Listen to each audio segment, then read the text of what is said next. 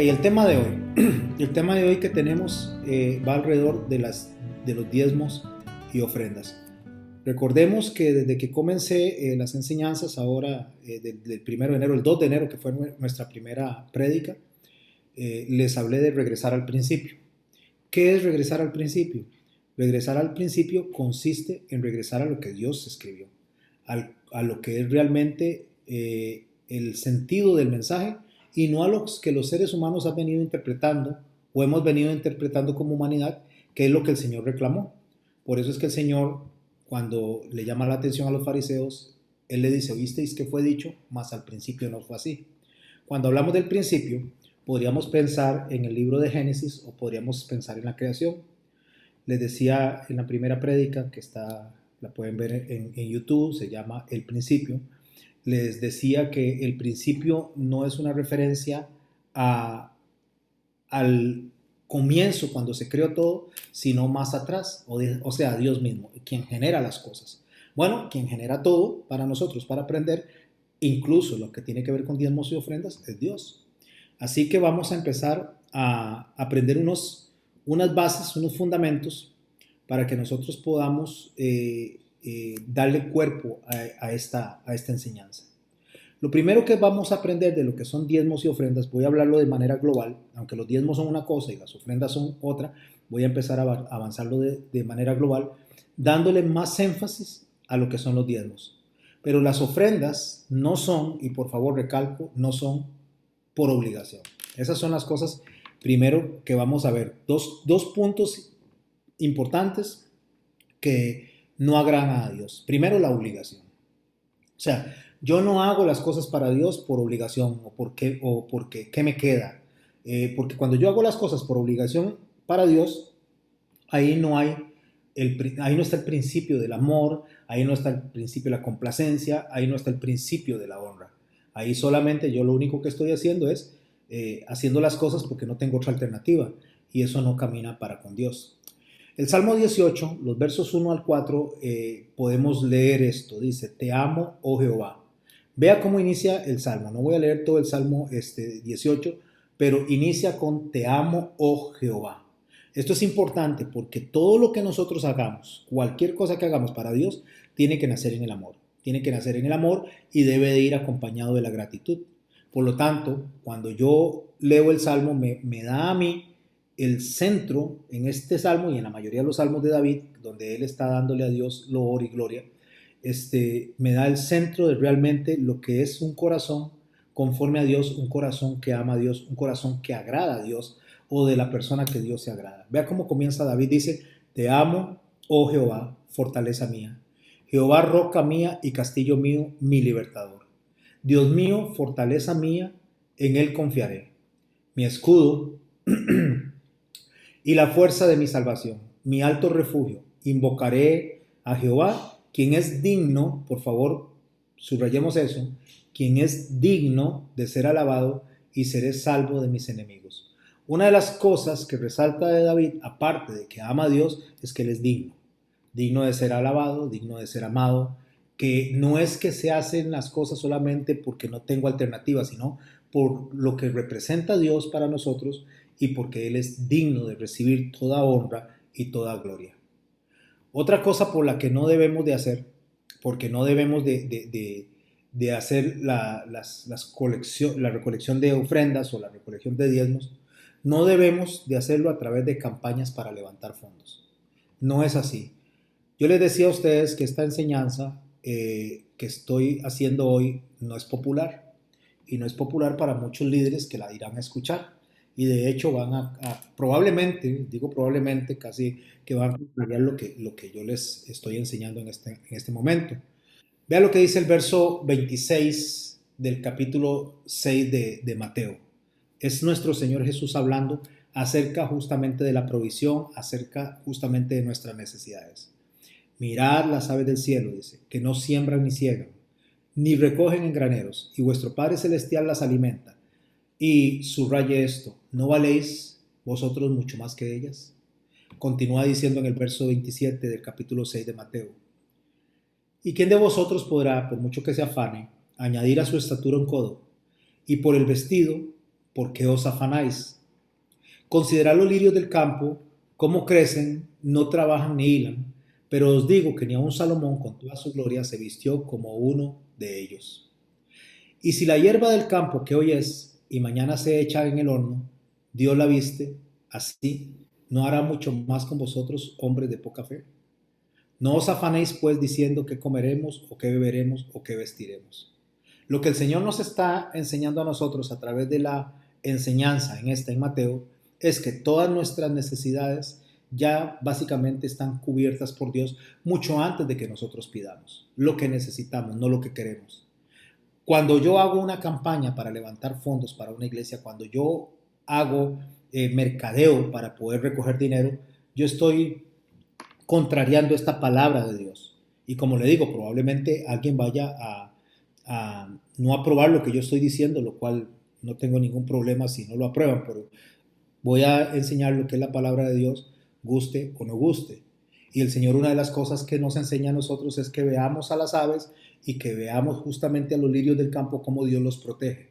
Si nosotros somos iglesia, si nosotros somos el cuerpo de Cristo, si nosotros somos la novia, si nosotros somos esa perla preciosa por la cual Cristo vino a salvarnos, preciosa no por lo que somos nosotros, sino por Él habernos salvado, por haber derramado su sangre por nosotros, por habernos redimido, y nos convierte, después de ser sus enemigos, en sus amigos, y dio su vida cuando éramos enemigos, ¿qué no más hará ahora que somos salvados y redimidos por Él? Si nosotros somos todo eso, el Señor va a estar cuidado de todo lo que necesitamos, no solamente en individual, sino en lo colectivo, hablando como congregación, hablando como iglesia. Así que, conociendo este principio, podemos decir que el amor está por sobre la obligación. O sea, nosotros no hacemos las cosas porque estamos obligados, sino porque nosotros amamos a Dios. Y entre eso está el ofrendar, entre eso está el diezmar, entre eso está el servir, entre eso está el trabajar en lo que sea para el Señor. Todo debe salir a través del amor. Bueno, lo que pasa es que si alguien está obligado a hacer algo por Dios, si alguien está obligado a ofrendar por Dios, si alguien tiene que amenazarlo para que haga algo, entonces no ama a Dios. Quiero recalcar esto porque el texto que más se usa es para decirle a la gente que están haciendo las cosas mal en cuanto a los diezmos es Malaquías, cuando dice malditos sois con maldición porque me habéis robado. Y preguntan, porque es dirigido a los sacerdotes, y preguntan ellos, ¿en qué te hemos robado? Él dice, en los diezmos y ofrendas. Pero no vemos el contexto de lo que se está dando ahí. Porque realmente ellos estaban diezmando, solo que no diezmaban correctamente. Diezmaban a la ovejita quebrada, lo que les sobraba. Entonces sí estaban diezmando, pero no estaban diezmando bien, de la manera correcta. Entonces, si nosotros vemos que el Señor está diciendo, me habéis robado, y dicen los diezmos y ofrendas, y ellos continúan, ellos están diezmando, pero lo están haciendo mal, no es lo que están dando, sino cómo lo están dando. El reclamo que Dios está haciendo entonces es al corazón, el reclamo es al amor, el reclamo es a estarle robando a Dios la gloria, al robarle la honra, al robarle a Él el que Él es digno de ser alabado, el que Él es digno de ser adorado con todo nuestro corazón, porque ese es el primer mandamiento, amarás a Dios por sobre todas las cosas, o sea, con toda la mente, con todo el corazón, con toda el alma, con todo nuestro cuerpo, con toda nuestra fuerza, nosotros tenemos que amar a Dios de esa manera. Pero esto no puede ser por obligación. Recordemos, si alguien lo hace por obligación, si alguien sigue al Señor, ejemplo, por obligación, si alguien sirve al Señor por obligación y eso no lo hace por amor, entonces estamos fuera de lo que el Señor nos ha enseñado. Ok, vamos a ver lo que es el patrón de Dios para ofrendar. O sea, el patrón de Dios para ofrendar, le voy a decir, no es ni será el diezmo del Antiguo Testamento. No es. Y voy a repetir esto. Dios no utiliza el diezmo del Antiguo Testamento como dirección para cuando nosotros ofrendamos. ¿Y por qué lo digo así? Porque el diezmo del Antiguo Testamento o el diezmo que se daba en el Antiguo Testamento tenía un propósito diferente. Yo voy a hablar de estaciones bíblicas en cuanto a lo que es las ofrendas o en cuanto a lo que es el diezmo. vamos a hablar de lo que eran ofrendas desde Adán hasta Abraham. Después vamos a hablar de lo que eran ofrendas de Abraham hasta Moisés. Luego lo que eran ofrendas de Moisés a Jesús y después de Jesús. Para hablar en el tiempo de lo que era la ofrenda desde Adán hasta Abraham, yo les voy a invitar a que leamos Hebreos 11:4. Dice así: por fe, Abel ofreció a Dios un sacrificio mejor. Escuche, ¿por qué ofreció un sacrificio? Por fe. ¿Y cómo era el sacrificio que ofreció? Mucho mejor. ¿Que quién? Que el de Caín. Por fe, Abel ofreció a Dios un sacrificio mejor que Caín. Está hablando de ofrendarle a Dios. Y por eso Dios lo declaró justo y aceptó sus ofrendas. ¿Por qué? Porque lo hizo por fe. Así que aunque Abel está muerto, sigue hablando por medio de su fe. Si yo me devuelvo a lo que dije antes, cuando estamos estudiando que el Señor Jesús nos dice a nosotros que veamos a las aves y que veamos a los lirios, cómo comen, cómo viven y cómo se visten, y que Dios cuida de ellos, y qué pensamos que puede hacer con nosotros si nosotros somos mucho más que ellos en cuanto a valor por ser hijos de Dios. Eso conlleva fe. Conlleva fe en saber que Dios va a estar al cuidado de nosotros y que nosotros no tenemos que hacer absolutamente nada para que Dios nos ame. No podemos hacer nada para que Dios nos ame más, ni podemos hacer nada para que Dios nos ame menos. Dios nos ama. Y de esa manera que nos ama, siendo nosotros sus enemigos, Él nos hace sus amigos, Él nos hace sus hijos, y ahora estamos aún con mucho más del favor de Él hacia nosotros. Entonces, esa fe que hubo en Abel, a la hora que presentaba las ofrendas, es fe en lo que es Dios, es fe en lo que significa Dios, es fe en el amor de Dios. Ahora vamos de Abraham a Moisés. En Hebreos 7, en el verso 1 dice: porque este Melquisedec, rey de Salem, sacerdote del Dios Altísimo, que salió a recibir a Abraham. Por favor, preste la atención. Melquisedec representa una teofanía de Jesús. Rey de Salem, o sea, rey de paz, quien estaba ejerciendo el sacerdocio de Dios, sale a recibir a Abraham. Ok, ¿quién toma la iniciativa de recibir a Abraham? Dios, o Melquisedec representado, Dios representado en Melquisedec, que volvía de la derrota de los reyes y le bendijo.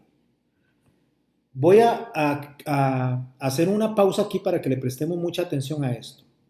Por lo general, la mayoría de la gente dice que usted tiene que ofrendar para que Dios le bendiga. La mayoría de la gente dice que usted tiene que sembrar para recibir. La mayoría de la gente dice que usted tiene que dar la primera semilla para poder recibir de las otras. Y si nosotros vemos, el Señor nos dice a nosotros: yo los amé primero, yo los busqué primero, yo doy mi vida. Él siempre está tomando la iniciativa. Cuando usted toma todo lo que es el capítulo 28, hablando justamente de bendición o maldición del libro de Deuteronomio, el Señor empieza siempre con las bendiciones y después cuenta lo que es una maldición. Siempre el Señor toma la iniciativa. Es Dios el que toma la iniciativa hacia nosotros. Él no se vende, Él no recibe, Él no acepta cohecho. Es lo que nos enseña la palabra. Por lo tanto, cuando Dios nos bendice porque Él quiere. No nos bendice porque nosotros hayamos dado algo. Es algo que viene de Él, es su naturaleza. Y en su naturaleza Él sale corriendo a recibir a Abraham y lo bendice. Entonces dice: ¿a quién? Ahora vea la parte de Abraham una vez que lo bendice. Lo bendice, no es al revés. No es que Abraham le dio los diezmos para que Dios lo bendijera. No, Dios lo bendijo y Abraham, en agradecimiento a todo lo que Dios había hecho para que él ganara esa batalla, viene Abraham y en gratitud le diezma. Ahí es donde por primera vez se mencionan los diezmos en la Biblia. Dice: a quien asimismo dio Abraham los diezmos de todo. Ahora vea el patrón. Primero, Dios lo va a recibir, o Melquisedec lo va a recibir. Segundo, lo bendice. Y en gratitud viene Abraham y le diezma. En gratitud. O sea, ¿qué es lo que hace Abraham? Lo que hace Abraham es darle gracias a Dios de una manera explícita, de una manera práctica, por lo que ya Dios le dio a él, por lo que Dios hizo en él. Entonces dice: cuyo nombre significa, primeramente, rey de justicia, hablando de Melquisedec, y también rey de Salem. Esto es rey de paz. Sin padre, sin madre, sin genealogía, que ni tiene principio de días ni fin de día, sino hecho semejante al Hijo de Dios, permanece sacerdote para siempre. Y escuche lo que dice el verso 4 de Hebreos 7. Dice, considerad pues cuán grande era refiriéndose a Melquisedec, cuán grande, o sea, cuán poderoso, cuán digno era a quien aún Abraham, el patriarca, dio los diezmos del botín. O sea, lo que Abraham está viendo es la dignidad, la majestad de aquel que lo bendice. Y por eso Abraham responde de una manera práctica diezmándole. Después seguimos hablando un poquito más de los diezmos. Quiero irme ahora de Moisés a Jesús. Recuerde que estamos dividiendo las etapas de los diezmos de Adán a Abraham, de Abraham a Moisés, o diezmos y las ofrendas, y de Moisés a Jesús. Ahora hablemos de Moisés a Jesús, el tiempo que compete de Moisés a Jesús. ¿Cómo se ofrendaba al principio? En el primer momento, desde Adán hasta Abraham, se ofrendaba por fe, por amor, por aquel que había prometido que iba a salvar, que iba a dar una simiente. Alrededor de eso era que se diezmaba, y Abel ofreció un mejor sacrificio. ¿Cómo se diezmaba o se ofrendaba? Digámosle, voy a hablar diezmos y ofrendas, pero el diezmo lo introdujo Abraham. Fue iniciativa de Abraham, no Dios no lo pidió. Dios nunca, por favor, nunca ha pedido diezmo. Si alguien dice lo contrario, entonces no está hablando de la Biblia que yo conozco, ni la Biblia que usted conoce. Dios nunca ha pedido diezmos, nunca. Vuelvo a recalcar, nunca. Eso fue iniciativa de Abraham en gratitud a lo que él había hecho para él, lo que Dios había hecho para él. Entonces, de Abraham a Moisés, ¿cómo fue? Por gratitud. Dios lo hizo, Abraham lo hizo considerando, como les dije hace un momento, considerando la grandeza, la majestad de quien le había favorecido. Ahora viene con Moisés. Abraham le da los diezmos a Dios en la persona de Melquisedec. ¿A quién le pertenecen los diezmos ahora? A Dios. ¿Nacido de qué corazón? De Abraham. ¿Por qué? Por gratitud. Una vez que le da los diezmos a Dios, entonces en Números 18:21 vemos qué hace Dios con esos diezmos. Dice, Números 18, verso 21, y he aquí, yo he dado a los hijos de Leví todos los diezmos de Israel por heredad. ¿Qué hace Dios con los diezmos que le ofreció a Abraham? De todo lo que le da por gratitud, se los da a los levitas. ¿Y para qué se lo da a los levitas?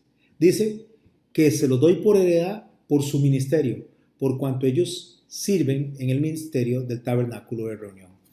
Nuevamente veamos algo práctico en los diezmos, hablando de diezmos, hablando del 10%. Primero pregúntese, ¿por qué el 10? ¿Por qué el 10%? ¿Por qué no el 15%? ¿Por qué no el 20%? ¿Por qué no el 40%? Bueno, porque tenemos 10 dedos y según la doctrina o la enseñanza rabínica, la enseñanza que viene desde el principio, la enseñanza que viene de la raíz, 10 dedos tenemos, lo cual significa completo. Entonces, al tener 10 dedos, a Abraham lo que se le ocurrió fue dar el 10% de todo en base a un principio de la naturaleza de nuestro propio cuerpo. Entonces, el número 10 representa lo completo. Abraham consideró que dándole el 10% a Dios estaba honrando, estaba la majestad de Dios. Ok, cuando Dios recibe eso de Abraham, ¿qué es lo que hace Dios con esos diezmos? Le dice a Moisés que lo regule y que de eso se lo dé a los levitas para su mantenimiento, por la razón de que ellos servían en el ministerio del tabernáculo de reunión para que ellos tuvieran con qué suplir sus necesidades. Entonces de ahí viene una frase que dice Dios honra a quien le honra dentro de la mayoría de las manipulaciones que se hacen alrededor del dinero. Entonces le dicen a usted, es que si usted honra a Dios con su plata, Dios le va a honrar. O si usted le da a Dios dinero, Dios le va a multiplicar. Es que si usted le diezma a Dios, entonces Dios le va a devolver y le va a multiplicar lo que usted diezmó. Al final de cuentas, aparte de que no le están dando el mensaje correcto, le están dando la gloria al hombre, pero más que todo como una especie de trueque. Yo le doy para que me den. Una persona que hizo eso fue Jacob. Y ahora lo vamos a ver dentro de un rato. Jacob le dijo a Dios en Peniel que cuando él se iba para allá, hacia donde su tío, que si él regresaba bien, entonces le iba a diezmar. Oiga, si él regresaba bien, lo que Jacob estaba diciendo es, si me va bien, te diezmo. Estaba como ofreciendo por interés, no como Abraham, que era por gratitud. Entonces, en el libro de Números, Dios establece que lo que Dios le recibió en la persona, en Melquisedec. Abraham se lo hereda a los levitas. ¿Ahora qué? Si yo le digo a usted que usted para ser honrado tiene que honrar a Dios a través del dinero, porque la palabra de Dios dice, Dios honra a quien le honra, ¿a qué se está refiriendo Dios con eso? Porque es una manipulación de la palabra. O sea, es usado mayormente en un énfasis económico, pero eso no fue en un énfasis económico. ¿Dónde se menciona por primera vez que Dios honra a quien le honra? Eso se menciona por primera vez en Primera de Samuel, en el capítulo 2, en el verso 30. Resulta que Dios le había dicho a Leví que él iba a ser sacerdote de Israel y sus hijos iban a ser sacerdotes de Israel. Pero ellos vinieron y fallaron. Empezaron a cometer cosas contra lo que Dios establecía de un sacerdote, a hacer cosas impías. Comenzaron a tener mujeres en las puertas del tabernáculo y Elí les permitió todo eso.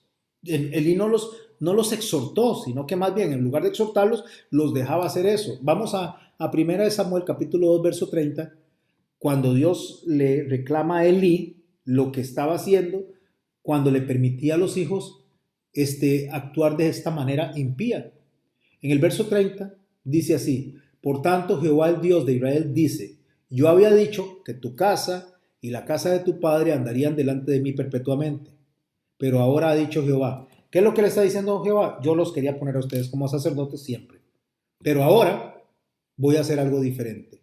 Nunca yo tal haga, dice, nunca haga yo tal cosa, porque yo honraré a los que me honran.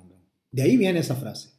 Pero vea qué importante, no está hablando en un contexto económico, no está hablando en una parte en la cual podamos nosotros decir que si usted da dinero es para que Dios le dé dinero porque de esta manera Dios honra a los que le honran, sino que está hablando en un contexto de santidad, está hablando en un contexto de santificación, está hablando en un contexto de conducta. Ellos debían de tener una conducta de santidad y estaban haciendo lo contrario, se estaban comportando impíamente.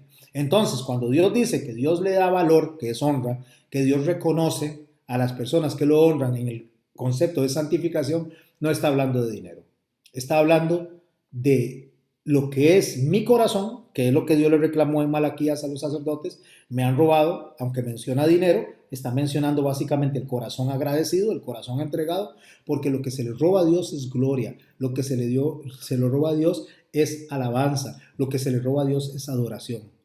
¿Cómo le vamos a robar dinero a Dios si Dios es el dueño de todo? El dueño absolutamente de todo. Él da y Él quita. Pero lo que es nuestra adoración, nuestra alabanza, eso debe ser voluntario. Dios no obliga a nadie a amarlo, Dios no obliga a nadie a adorarlo, Dios no obliga a nadie a alabarlo, porque eso no es algo que Dios lo reciba por obligación, lo recibe por amor. Entonces ahí es donde Él le dice a Elí, porque yo honraré a los que me honren y a los que me desprecian serán tenidos por poco. O sea, ¿en qué contexto lo está diciendo él? En el contexto que Elí le daba más honra a los hijos que a Dios. No es dinero. Espero haber quedado claro con eso. El proverbista dice en Proverbios 8, en el verso 17 y 18, dice, yo amo a los que me aman y me hallan los que temprano me buscan. Es básicamente lo mismo. Yo honro a los que me honran. O sea, yo amo a los que me aman. Es un contexto de amor, es un contexto de un corazón entregado. Voy a estar mencionando esto del corazón entregado constantemente, porque alrededor de eso es que tenemos que aprender nosotros lo que significa la honra y lo que significa la gloria y lo que significa la adoración. Las riquezas y la honra están conmigo, dice, riquezas duraderas y justicia. Eso dice en el verso 18 de Proverbios 18. Cuando Jesús habla de este mismo tema que estoy mencionándolo yo, Jesús habla de las riquezas y habla de las posesiones de esta manera.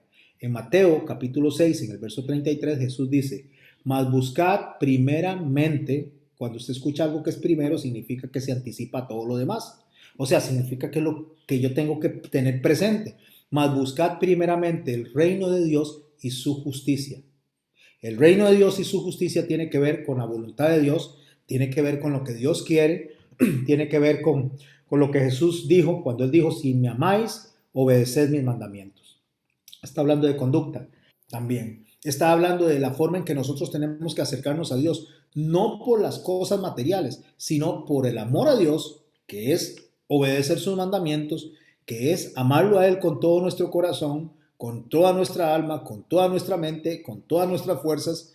Eso es justamente lo que tenemos que hacer nosotros primero, para buscar su justicia, que es buscar el equilibrio correcto a nuestra vida que honre y agrade a Dios. Y vea donde habla le puede hablar de la casa, le puede hablar del dinero, le puede hablar del carro, le puede hablar del trabajo, le puede hablar de lo que sea, ahí incluye el dinero.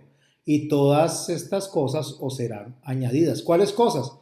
Todas las cosas que conllevan nuestra vida en el día a día. Recuerde que en ese mismo capítulo él viene hablando justamente de ver las aves, de ver los lirios y de cómo Dios viene y provee a estos que nosotros somos más que ellos, hablando en cuanto a valor y en cuanto a honra.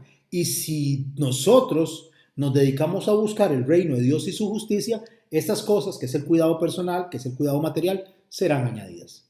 Ok, para yo saber entonces cómo honrar a Dios, primero tengo que preguntarme qué es honra. Porque todo viene alrededor de la honra, todo viene alrededor de la gloria, todo viene alrededor de exaltar a Dios. Si yo no estoy honrando a Dios, si yo no estoy exaltando a Dios, si yo no estoy amando a Dios, todo lo que yo haga me es contado por nada. O sea, dice Pablo en 1 Corintios capítulo 13 que sería como címbalo que resuena. O sea, seríamos pura bulla. Si cantamos nosotros y no cantamos con amor, sería pura bulla. Y el cantar también es una ofrenda. Si nosotros hagamos lo que hagamos, no lo hacemos con amor, nada somos, absolutamente no somos nada, ni nada tenemos. Es lo que nos dice Pablo a través de la escritura de Corintios. O sea, cuando dice que el amor está por encima de todo. Pero entonces, ¿qué es la honra en el marco de lo que estoy explicando para poder entender materialmente cómo Dios debe ser honrado? Ok, para comenzar, la palabra honra en hebreo es kabod. Kabod significa reputación, significa majestad, significa esplendor. Si nosotros hablamos en hebreo de la honra, estamos hablando de que tenemos que darle a Dios el puesto que debe ocupar en nuestro corazón su majestad. Debe de darnos esplendor, gloria en nuestros corazones por la reputación que Dios tiene. ¿Y cuál es la reputación? Que Él es santo, que Él es santo, santo, santo. Era como cantaban los querubines. O sea, Él es santísimo. Y ese Dios santísimo debe ocupar el primer lugar en nuestros corazones, incluso el lugar que ocupan hoy en día las riquezas, el afán, el trabajo y todas las cosas que quieren desplazar a Dios de ese lugar. Debe ocupar Dios todo ese lugar en nuestro corazón. Y lo demás son añadiduras. Debemos de buscar el reino de Dios y su justicia, y lo demás son añadiduras. Esa misma palabra, hombre, en griego, se dice timao, que significa tener una buena actitud. O sea, tener un corazón dispuesto, tener una disposición del corazón. Entonces, el honrar a Dios significa tener un corazón dispuesto a darle la gloria que Él merece, porque Él es digno de toda gloria y honor. En Isaías 29, y estoy haciendo nada más un marco para poder después terminar hablando de lo que son diezmos y ofrendas, que ya a este momento ya sabemos que los diezmos no salieron como solicitud de Dios, salieron de oferta de Abraham de manera voluntaria. Sabemos que los diezmos fueron heredados a los levitas para que pudieran mantenerse dentro del sacerdocio que establecían. Eso fue heredado de Dios para ellos. Y sabemos que el reclamo que se le está haciendo a Malaquías en cuanto a diezmos y ofrendas no es por el dinero, no es por lo que ellos ofrendaban, porque sí estaban ofrendando, sino por el corazón mezquino, por el corazón pobre, por el corazón sin generosidad de amor que estaban haciéndolo. Todo ese es el marco en el que lo estamos viendo. Dice en Isaías 29, para poder ir haciendo un cuerpo a lo que estamos diciendo, en el verso 13, dice pues el Señor, porque este pueblo se acerca a mí con su boca, o sea, solo con habladas.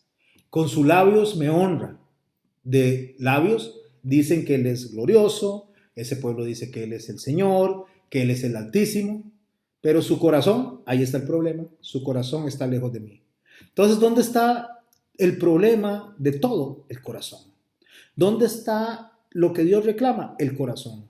O sea, cómo yo amo y cómo yo veo a Dios y cómo yo veo a Dios y a su obra, cómo yo veo a Dios y a su iglesia, cómo yo veo a Dios y a su novia, cómo veo yo a Dios y sus mandamientos, cómo veo yo a Dios y todo lo que Él quiere para mí en la dirección de la mente de Jesucristo. ¿Cómo yo veo a Dios? Bueno, mi corazón, perdón, y su corazón debe estar conectado a eso para que honre a Dios.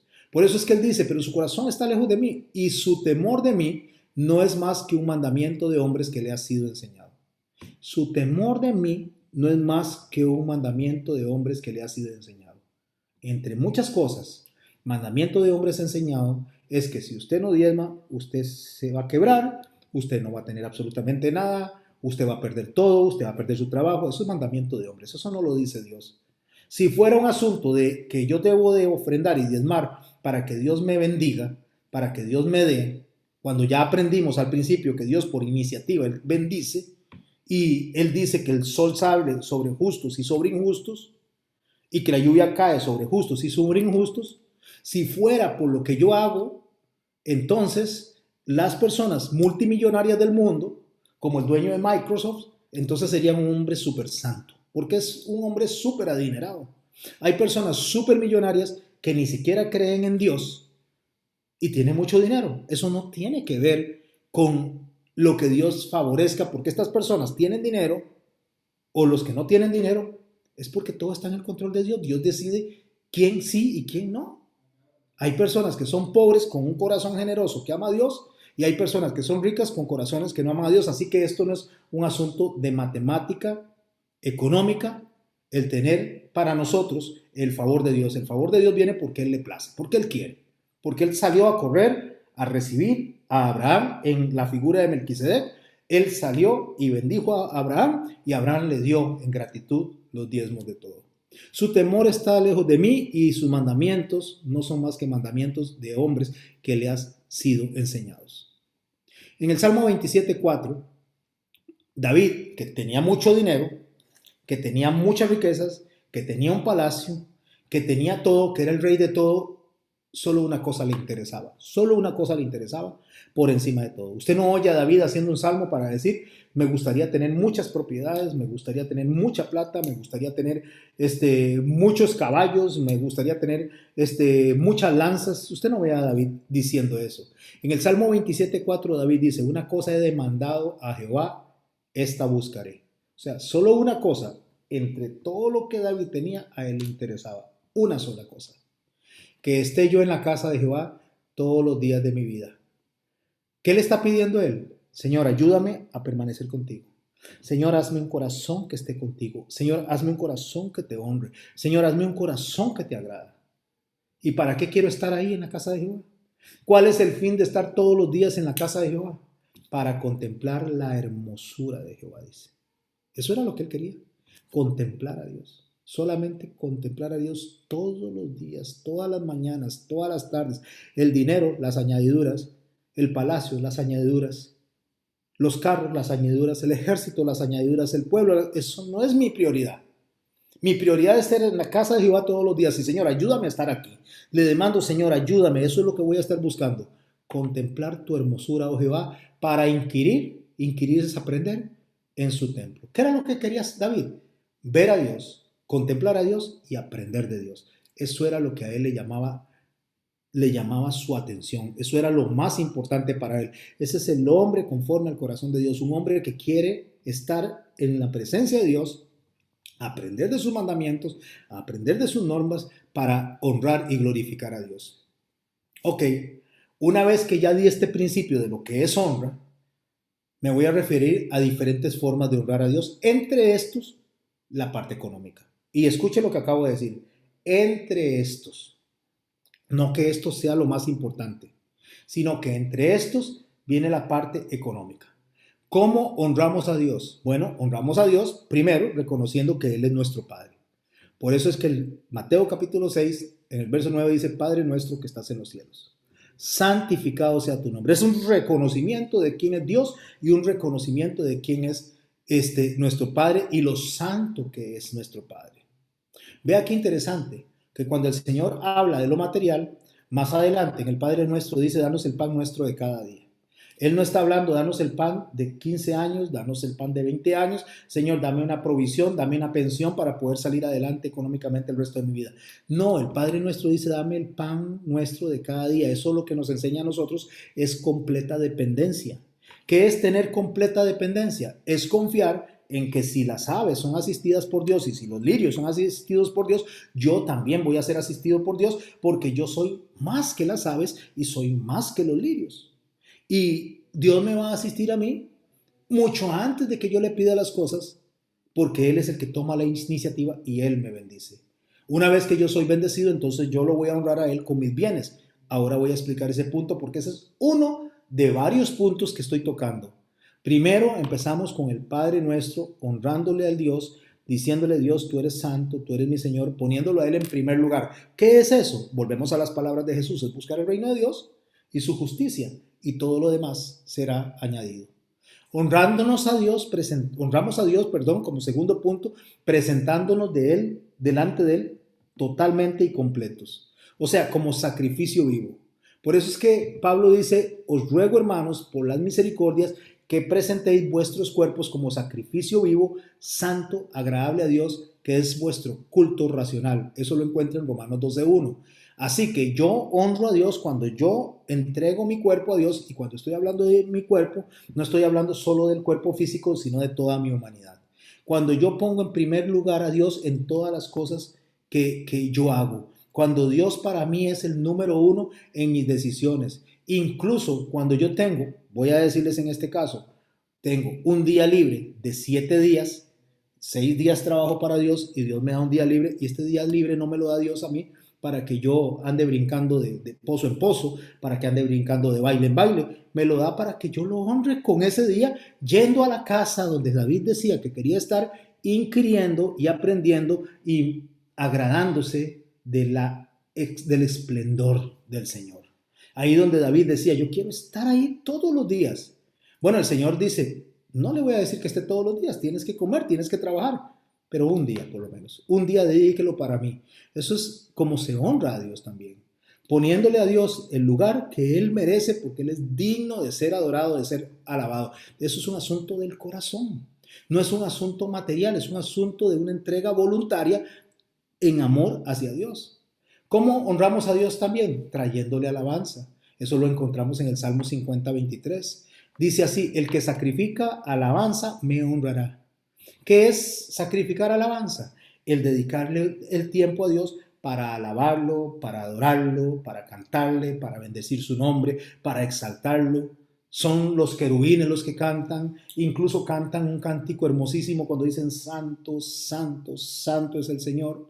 Son los querubines que no tienen necesidad de nada, porque son los ángeles que están, igual que los serafines, están en posiciones entre los coros celestiales de majestad, están en puestos altísimos, pero ellos se dicen uno al otro, dice en Isaías capítulo 6, se dicen uno al otro: santo, santo, santo es el Señor. O sea, lo ven y dicen: santo es el Señor. Y nosotros deberíamos de tener esa misma disposición del corazón. Eso es ofrendarle a Dios también, traerle alabanza y entregarle a Él nuestro corazón en alabanza y en adoración. Ahora vamos al punto 4, que es el punto donde vamos a hablar de lo material, y después vamos a ver otros puntos. Pero el punto 4 es bendecirlo con lo que tenemos, con lo que es la parte material nuestra, con nuestros bienes. En Proverbios 3, 9 al 10, dice así: honra a Jehová con tus bienes y con las primicias de todos tus frutos, y serán llenos tus granos con abundancia, y tus lagares rebosarán de mosto. Esto no se puede decir desasociado de todo lo que estoy diciendo. Esto no se puede decir aislado de todo el mensaje que estoy diciendo. Porque si nosotros honramos a Dios con nuestros bienes, si nosotros ofrendamos y si nosotros diezmamos sin conocer todas las demás formas en que Dios es honrado, entonces nosotros solamente lo que estamos haciendo es comprando el favor de Dios, y Dios no se vende. Porque tenemos que honrarlo como el santo que es, Padre nuestro que estás en los cielos, honrarlo con la entrega de nosotros mismos, honrarlo con nuestras alabanzas y ahora también con nuestros bienes. Pero no podemos desligarlo de todo lo demás. También tenemos que honrarlo con nuestros pensamientos, que es lo que leímos en Isaías, cuando él dice, este pueblo de labios me honra, pero su corazón está lejos de mí. Su corazón son nuestros pensamientos, en la forma de pensar, en la forma en que nosotros manejamos las cosas en nuestro corazón, en la confianza que depositamos en Él, en creer que todas las cosas nos ayudan para bien, aunque estemos mal. Dice en Romanos 8:28, dice, y sabemos que a los que aman a Dios todas las cosas les ayudan para bien. No dice que todo les va a salir bien, dice que todas las cosas les ayudan para bien. A los que aman a Dios, no a todo el mundo. Escuche esta palabra, por favor, préstele atención. A los que aman a Dios. Todas esas cosas les ayudan para bien. ¿Y qué es ayudarle para bien? Que tengamos mucha plata. No, ayudarnos para bien es el recibir de parte de Dios la aprobación porque lo estamos amando a pesar de las circunstancias, a pesar de los problemas, a pesar de nuestras necesidades. Porque es un asunto del corazón. Es un asunto de entregarnos a Dios totalmente. También entregarnos tiene que ver con el servicio. En Juan 12:26 dice, si alguno me sirviere, mi Padre le honrará. ¿Cómo servimos a Dios? Servimos a Dios pasando 24 horas seguidos en la iglesia. Servimos a Dios en tu casa, cuando usted le hace un servicio a su esposo y usted atiende a su esposo, está sirviendo a Dios. Cuando su esposo la atiende a usted, está sirviendo a Dios. Cuando usted atiende a sus hijos, está sirviendo a Dios. Cuando sus hijos le atienden a usted, está sirviendo a Dios. Y usted me dice, ¿cómo es eso? El Señor dice en su palabra que el que no atiende a su familia, el que no vela por su familia en la parte económica, le será contado por pecado. ¿Por qué? Porque nosotros honramos a Dios cuando nosotros cuidamos de nuestro prójimo, cuando nosotros cuidamos de las ovejas del Señor. Está Pedro caminando con el Señor Jesús y el Señor Jesucristo le pregunta a Pedro, le dice, Simón, hijo de Jonás, ¿me amas? Pedro le dice, sí, Señor, te amo. Ahí está hablando el corazón, el depósito del corazón. Si te amo, apacienta mis ovejas.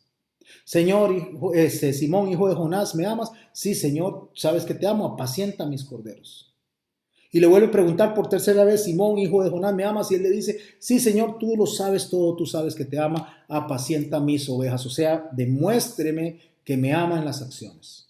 No solo con la boca, sino accione si me ama. Por eso es que Dios, en un principio que está en Romanos 5:8 dice, mas Dios muestra su amor. ¿Cómo es el amor? El amor se muestra.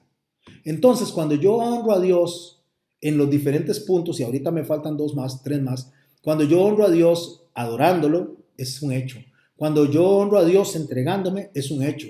Cuando yo honro a Dios trayendo alabanza, es un hecho. Cuando yo honro a Dios tomando de los bienes porque amo su congregación, porque amo su iglesia, porque amo su ministerio, porque Él se lo entregó a los mismos levitas para que se mantuvieran, cuando yo lo hago por amor, no por obligación, yo estoy honrando a Dios.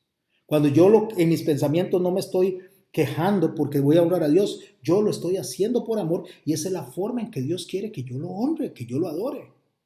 Así que mi servicio también está cuando yo cuido de las demás personas y cuido de diferentes maneras. Puede ser no solamente en la parte material, sino como el caso mío como pastor, cuidar de las ovejas, cuidar de ustedes que me están escuchando. Eso es honrar a Dios, traerle el mensaje correcto, un mensaje que no sea manipulado, que no sea para enriquecerme. No se trata de eso, porque el Señor dijo, cuando vayan, no lleven alforja, no lleven nada. O sea, vayan a las casas y coman de lo que les den. ¿Qué es comer de lo que nos dan? O sea, confiemos en que Dios va a poner en esos corazones lo que nosotros necesitamos y nos va a ser provisto, nos va a ser dado a través de los corazones que le aman. Y lo van a amar dándonos a nosotros lo que nosotros necesitamos. Van a amar a Dios a través de nosotros en acción. Apacienta mis ovejas. A mí me toca apacentar las ovejas y las ovejas se van a encargar de ver y velar porque nosotros los siervos de Dios estemos bien. No por obligación, no por manipulación, no por amenaza, sino por amor. Por amor. Ahora, ¿cómo yo honro a Dios también? Con el principio de sabiduría. Vea lo que dice Salmo 111:10. El principio de la sabiduría es el temor a Jehová. Buen entendimiento tienen todos los que practican sus mandamientos. El loor, o sea, la honra, permanece para siempre. A los que usan con sabiduría las cosas que están aprendiendo. Si yo aprendo algo y vengo de ustedes a manipularlos para que ustedes den, para que ustedes ofrenden, para que ustedes diezmen, eso no es sabiduría. Eso es pecado. Y Dios no quiere que yo utilice su palabra de una forma de manipulación. Dios quiere que yo utilice su palabra para bendecirlo, para honrarlo, para enseñarles a ustedes a amarlo en todas las áreas que les estoy diciendo. Otra área es cuando respetamos la autoridad puesta por Dios. O sea, respetar la autoridad puesta por Dios es reconocer que Dios escoge a algunas personas para guiar a su pueblo. Por eso en Hebreos 13:17 dice, obedecer a vuestros pastores y sujetaos a ellos porque ellos velan por vuestras almas, como quien ha de dar cuenta, para que lo que hagan con alegría, para que lo hagan con alegría y no quejándose, porque esto no es provechoso. Lo cual dice que el Señor me pone a su grey, el Señor me pone a su pueblo para que yo lo bendiga, para que yo le enseñe, para que yo con sabiduría les diga cómo él desea ser honrado y no con manipulación. Y ustedes, los que me están escuchando, a mí como pastor o a otros pastores que prediquen la palabra de Dios, recalco que prediquen la palabra de Dios, no cosas a conveniencia, los que escuchan a estos pastores, entonces honre a Dios, cuidando a los pastores. Porque los pastores también necesitamos de cuidado, igual que ustedes, en diferentes áreas. Sujetémonos a los pastores. Velemos por esos pastores que están velando por nuestras almas, para que nosotros podamos sacar adelante. Eso es lo que estaba pasando en Malaquías. Lo que estando en Malaquías es que los pastores tenían que ser cuidados por el pueblo y estaban dándole lo que sobraba. Y los sacerdotes le estaban dando a Dios lo que sobraba. Era un problema del corazón, no era un problema de diezmo, no era un problema de material, era un problema del amor del corazón. Si nosotros nos fuéramos a los diezmos y agarráramos los diezmos, realmente sería como el 30%, porque había 10% para los pobres, 10% para los levitas, 10% de las cosechas, pero eso era algo que el Señor le había dado al pueblo como ordenanza para que se mantuviera mientras estuviera el ejercicio del sacerdocio levítico. Por supuesto, hoy en día tenemos pastores, tenemos iglesias, tenemos cuentas que pagar, pero en el momento que se manipulan las cosas, en el momento que se utiliza el pensamiento humano para hacer las cosas, en ese momento ya nos salimos del propósito de Dios. Una de las cosas que el Señor se enojó cuando llegó fue ver a gente, mercaderes dentro del templo, haciendo negocio en el templo y le llamó a esto cueva de ladrones. ¿Por qué, mis hermanos? Porque yo no tengo ni que poner un negocio, yo no tengo ni que hacer absolutamente nada así si yo creo en un Dios que todo lo provee. Si yo creo en un Dios que está al cuidado de las aves y que está al cuidado de los lirios y que va a estar al cuidado de mí. Y yo como pastor sé que va a estar al cuidado de mí y al cuidado de toda su congregación. Y la congregación va a recibir todo lo materialmente necesario a través de corazones generosos que amen la obra de Dios. Ningún hijo de Dios que ame la obra de Dios va a dejar que le corten la luz a la iglesia. Van a pagar el recibo entre todos. Ningún hijo de Dios que sabe que es necesario el lugar donde tenemos que ir a adorar y alabar a Dios, a inquirir, a ver la majestad de su gloria en su templo. Si necesitamos sillas, no va a faltar ni una silla, porque los hijos de Dios que aman a Dios van a ver que eso esté ahí, lo que se necesita esté ahí. Usted en su casa, cuando usted está en su casa, si sus hijos tienen hambre, usted les lleva comida porque los ama. Si en su casa usted necesita tener electricidad, necesita medicinas, usted las compra porque los ama. Usted no necesita que lo obligan a eso. Esto sale de forma natural de un corazón que ama a Dios. Así que decir que honramos a Dios y que Dios honra a quien le honra solamente pensando en el dinero y en lo material, eso no honra a Dios. Eso es malintencionado, eso es conveniente, eso es manipulado y lo único que está haciendo es engañándose un corazón a sí mismo. Así que cuando yo honro a Dios con mis bienes, lo honro por puro amor. Ahora, vamos de Jesús para adelante. ¿Cómo ve Jesús las ofrendas? ¿Cómo ve Jesús los diezmos? Porque me gusta usar esa palabra porque es la que más se utiliza. Recuerde que los diezmos eran de los levitas para el mantenimiento de ellos y el mantenimiento del templo. Hoy en día, ¿cómo lo ve Jesús? ¿Cómo nos enseña Jesús acerca de honrarle a Él con nuestros bienes? En Lucas capítulo 21 vemos un pasaje muy hermoso. Dice así, en el verso 1 de Lucas 21. Levantando los ojos, vio a los ricos, por favor, subraye esto, vio a los ricos, gente que tenía mucha plata, que echaban sus ofrendas en el arca de ofrendas. ¿Qué estaban haciendo los ricos? Estaban dando sus ofrendas. Aquí no dice que no las estaban dando. Y me imagino que estaban dando mucho dinero. Dice, levantó los ojos, está Jesús en el templo. En el templo habían diferentes atrios. Estaba el atrio de las mujeres y allá habían unos receptores de ofrendas, después el atrio de los judíos, el atrio de los gentiles, y en cada atrio había receptorios de ofrendas. Entonces es muy probable que él estuviera entre el atrio de las mujeres y el atrio de los judíos. Ahí él ve a los ricos donde llegan a las arcas, que eran los receptores de las ofrendas, a poner su dinero. Vio también a una viuda muy pobre, resalta este Lucas, que echaba allí dos blancas. Déjeme explicarle qué son dos blancas. Dos blancas equivalen a un cuadrante también. Eran dos monedas que equivalían a la medida de un cuadrante. Es como decir, usted tiene dos monedas de 50 céntimos que equivalen a un colón. Más o menos para tener una idea. Pero las dos blancas, lo que era la moneda de menor denominación que circulaba en los tiempos del Señor. O sea, las dos blancas correspondían a unas moneditas de cobre, las más pequeñitas que habían en el imperio, y con eso era que se pagaban cosas. O sea, era la moneda de menos valor. No tenía nada, prácticamente nada de valor. Vamos a imaginarnos, y les voy a invitar a ustedes a que piensen que van a ir a un supermercado, al de su preferencia. Y dentro del supermercado de su preferencia, yo les voy a dar las moneditas más chiquitas que tengamos. No me acuerdo cuál es la moneda más pequeña ahora, creo que la de 5 colones. Antes, cuando yo estaba niño, era de 5 céntimos.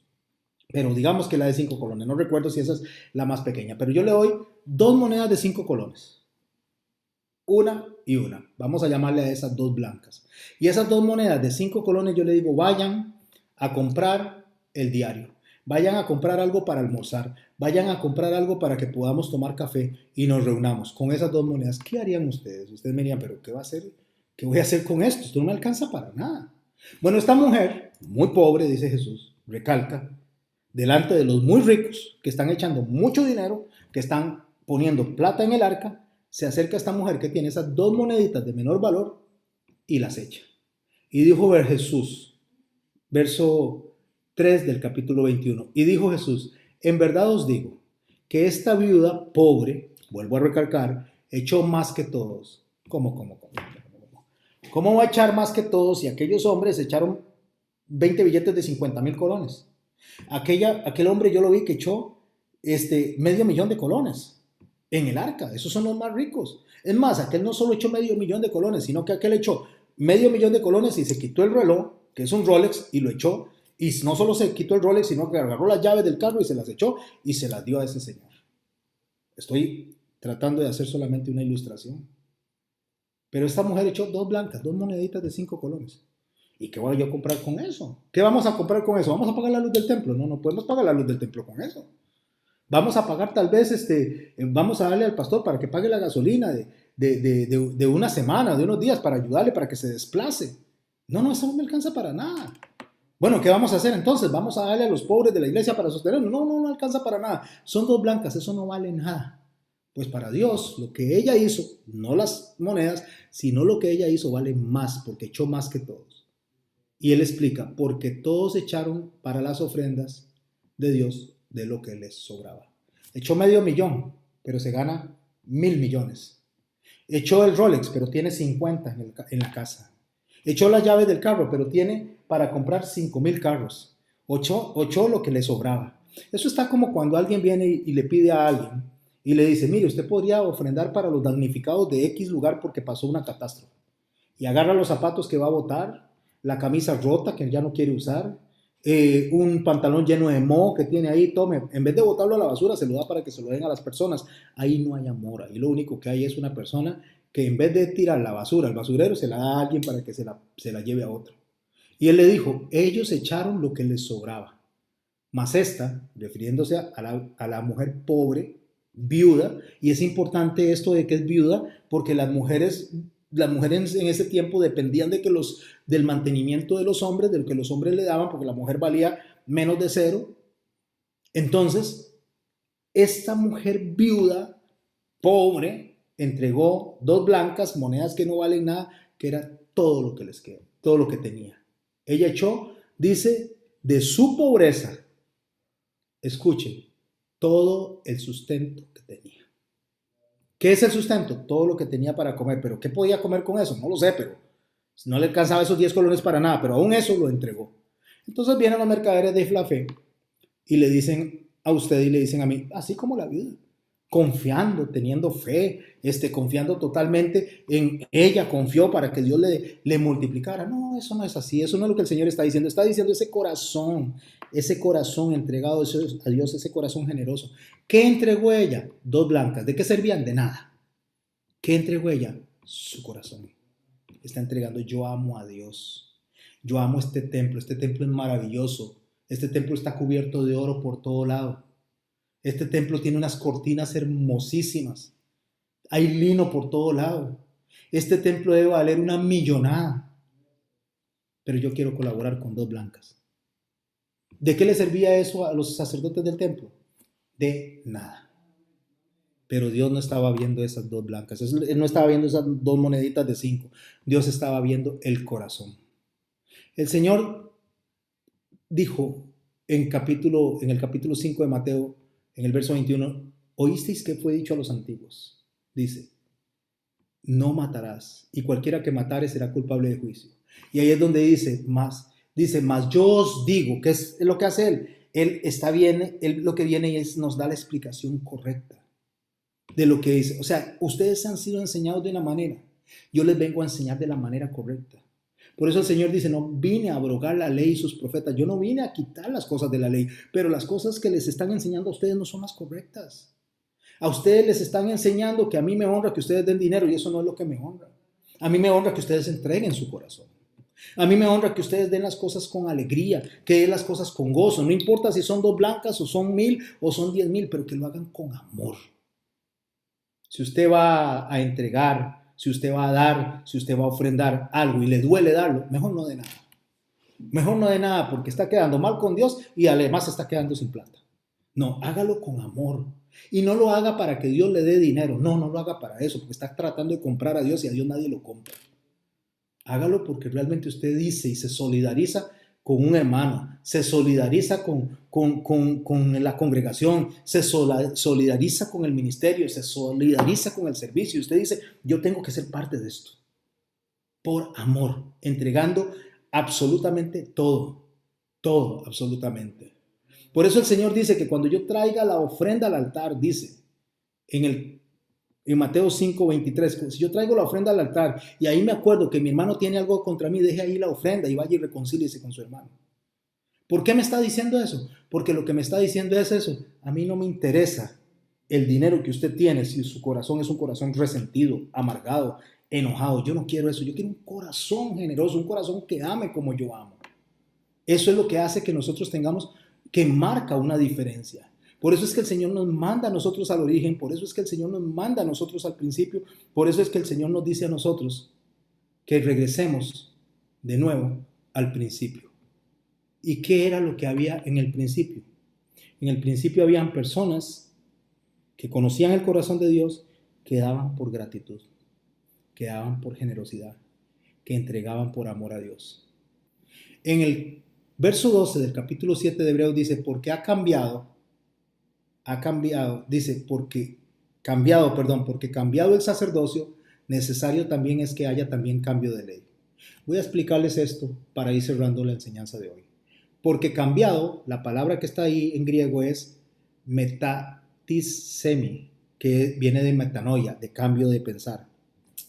Porque cambiado el sacerdocio, o sea, cambiada la forma de pensar del sacerdote, la forma en que se abordaban las cosas, la forma en que se enseñaban las cosas, es necesario que se cambie la ley. La palabra ahí es metacesis, o sea, se transfiere el sacerdocio.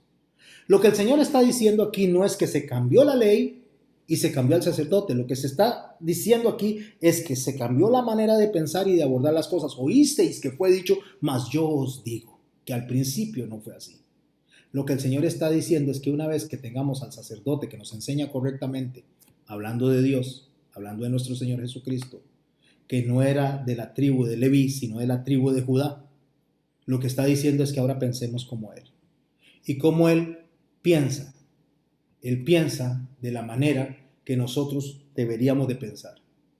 Él piensa en entregarse de manera voluntaria por amor al Padre. Porque Él lo dice muy claro, yo no vine a hacer mi voluntad, sino a hacer la voluntad del Padre. Lucas 18, 9 al 14. hablando de una parábola del fariseo y el publicano.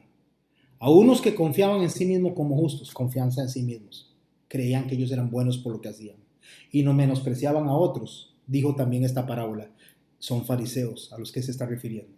Dos hombres subieron y se acercaron al templo. ¿A qué llegaron al templo? A orar, dice. Uno era fariseo y el otro era publicano. El fariseo puesto en pie oraba consigo mismo porque Dios no estaba escuchando esa oración. A Dios no le interesa esa oración, esa que está diciendo él. Menos que oraba de esta manera. Dios, te doy gracias, dice, porque no soy como los otros hombres, ladrones, injustos, adúlteros, ni aún como este publicano. Ayuno 2 veces a la semana y escuche lo que dice, doy diezmos de todo lo que gano. Mas el publicano, estando lejos, no quería ni aún alzar los ojos al cielo, sino que se golpeaba el pecho diciendo, Dios se propició a mí, pecador. Os digo que este descendió a casa justificado antes que el otro. Oiga lo que está diciendo, este descendió justificado a casa antes que el otro. No que este descendió justificado y el otro no, sino que uno fue justificado primero y el otro después. Porque cualquiera que se enaltece será humillado y el que se humilla será enaltecido. ¿Por qué él dice esto en Lucas 18, 9 al 14? Porque el Señor nos está enseñando a nosotros que convertir un corazón de un rico avaro o de una persona avara que solo piensa en sí y en sus riquezas y no piensa en su reino, no nos toca a nosotros. No tenemos que manipular, no tenemos que convencer, no tenemos que forzar, no tenemos que amenazar, no tenemos que hacer sentir a las personas mal. Lo único que tenemos que enseñarles es quién lo amó con amor eterno. Quién le amó tanto, tanto, que dio todo, absolutamente todo, que dejó el trono, que no escatimó ser como Dios, sino que se alejó de esa posición y vino a la tierra a morir una muerte en cruz para salvarnos. Y una persona que logra entender esto, una persona que pueda entender cuán bueno es el Señor, entonces va a responder con gratitud y va a participar en las cosas y las obras que son del reino de los cielos. Así que, dice el Señor a un joven rico, un principal, o sea, un sacerdote o un fariseo, en Lucas 18, en el 18. Un principal le preguntó diciendo, Maestro bueno, ¿qué haré para heredar la vida eterna? Jesús le dijo, ¿por qué me llamas bueno? Ninguno hay bueno sino solo Dios. ¿Es que Él no era bueno? Por supuesto que Él es bueno. Él es Dios y Él es bueno. Pero le está diciendo, si usted no me ve a mí como Dios, entonces no me llame bueno. Para que me llame bueno tiene que reconocerme como Dios. Básicamente es lo que le está diciendo. Y le pregunta, le dice el Señor al fariseo, le dice el Señor a este joven principal es que era sacerdote, era una persona importante dentro de la parte religiosa. Los mandamientos sabes, no adulterarás, no matarás, no dirás falso testimonio, honra a tu padre y a tu madre. Entonces este le dice, todo eso lo he guardado desde mi juventud. Jesús oyó esto y le dijo, aún te falta una cosa, vende todo lo que tienes y dalo a los pobres y tendrás tesoro en el cielo, ven y sígueme. Vende todo lo que tienes. No le dijo, y dámelo a mí. Vende todo lo que tiene y dérselo a los pobres, lo que estaba probando ese corazón. ¿Qué ama más él? ¿A Dios? ¿A los pobres? ¿O a sí mismo? Ahí está la prueba del corazón que Dios quiere. Entonces él oyendo esto, el joven se puso muy triste porque era muy rico. Al ver Jesús, que se había entristecido mucho, dijo, cuán difícil entrarán en el reino de Dios los que tienen riquezas. No dice que no van a entrar, dice que les va a costar más. ¿Qué es lo que está diciendo anteriormente? Cuando él viene y está hablando del publicano que entró justificado antes que el otro. No está diciendo que esta persona no va a entrar, sino que le va a costar, le va a ser más difícil porque está pegado a la riqueza, porque le cuesta ser generoso. Cuán difícil, dice, cuán difícil es, dice, para un rico entrar en el reino de los cielos. Porque es más fácil pasar el camello por el ojo de una aguja que entrar un rico en el reino de Dios. Es más fácil, no imposible. Pero escuche lo que dice en el verso 26. Y los que oyeron esto le dijeron, ¿quién pues podrá ser salvo? Él les dijo, lo que es imposible para los hombres es posible para Dios. Lo que es imposible para los hombres es posible para Dios. Quiero terminar ya Cierro mi Biblia. Yo no necesito, como pastor, y a los que me están escuchando, a los que me van a escuchar posteriormente, yo no necesito ni manipularlos, ni necesito vender papayas, ni necesito salir a vender jocotes, ni necesito poner tiendas, ni hacer estrategias humanas para sostener el reino de los cielos. No necesito. No necesito hacer absolutamente nada de eso para sostener el templo de Dios. Lo único que necesito es enseñarles a ustedes cuánto Dios los amó a ustedes. Porque de tal manera amó Dios al mundo que ha dado a su Hijo unigénito para que todo aquel que en Él cree no se pierda, mas tenga vida eterna. Y esto lo que debe producir es gratitud, igual que Abraham. Debe de producir una respuesta de amor, y esa respuesta de amor les va a decir a ustedes en su corazón cómo honrar a Dios en todas las áreas. Y una de esas áreas es ofrendar, no diezmar, ofrendar. Y eso va conforme hayan sido prosperados, de la manera en que Dios los haya sido prosperados y del corazón generoso que tengan ustedes o no lo tengan. Podría ser como la viuda que dio todo, o podría ser como los ricos que dieron los que les sobraba. Ambos estaban ofrendando, solo que un corazón agradó a Dios y el otro no. El otro simplemente cumplió un propósito. Voy a orar para terminar con esto. Les doy muchas gracias. Tal vez alguien estaba esperando que le pusiera muy teológicamente las cosas de los diezmos. Se las puse muy sencillas, muy fácil, muy fácil. Muy fácil de explicar y muy fácil de entender. No hagan nada por obligación. Háganlo por amor. No importa lo que hagan para Dios. Si lo hace por obligación, eso no vale. Eso no honra a Dios, eso no glorifica a Dios. Cuando lo haga por amor, todo lo que haga, eso honra a Dios y eso le da a Dios el lugar que debe tener en su corazón y en el mío. Padre, en el nombre de Jesús te damos gracias, Señor, por esta noche.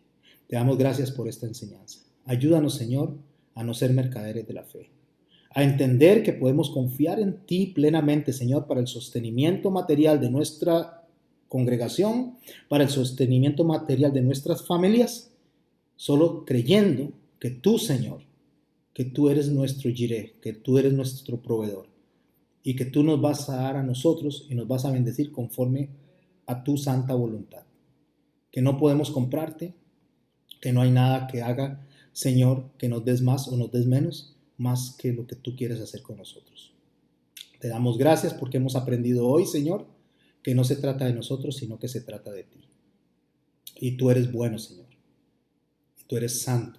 Y tú eres perfecto. Ayúdanos solamente a responder en consecuencia a lo que tú eres majestuoso, Señor. En el nombre de Jesús. Amén, amén y amén.